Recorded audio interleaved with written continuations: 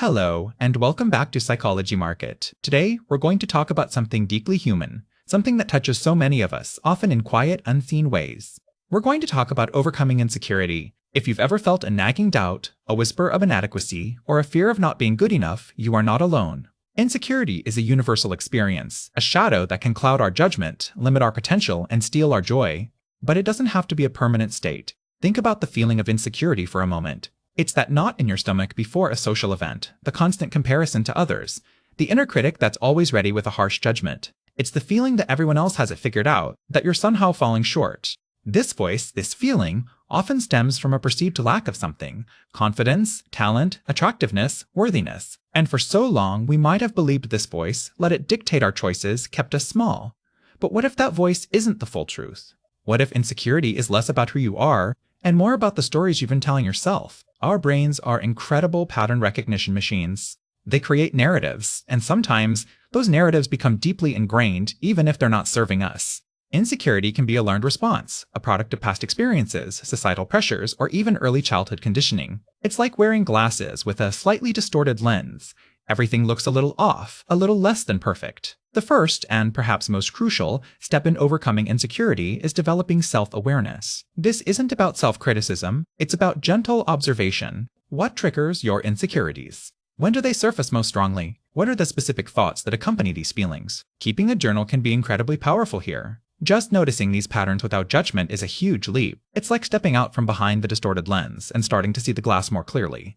Once you begin to identify these patterns, we can start to challenge them. This is where cognitive restructuring comes in.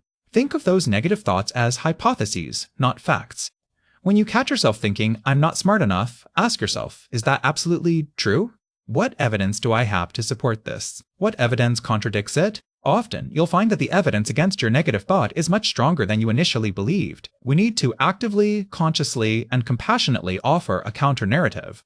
This isn't about denying reality, but about reframing it from a more balanced and realistic perspective. Another powerful tool is self-compassion. We are often far kinder to our friends than we are to ourselves. When you're feeling insecure, imagine a dear friend coming to you with the same worries. What would you say to them? You'd offer understanding, validation, and encouragement. Now, turn that same gentle kindness inward. You are human. You are learning. You are growing. Treat yourself with the same grace you would offer someone you love.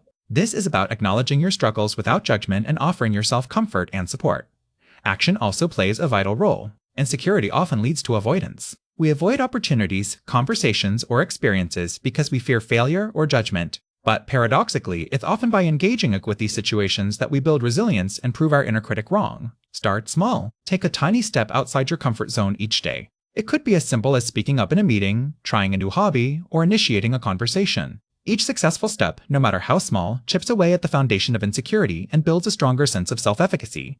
Finally, remember that this is a journey, not a destination. There will be days when insecurity tries to creep back in.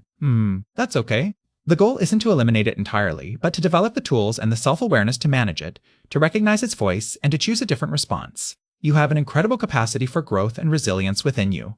By understanding the roots of insecurity, challenging its narratives, practicing self-compassion, and taking courageous action, you can begin to step out of its shadow and into your own authentic light.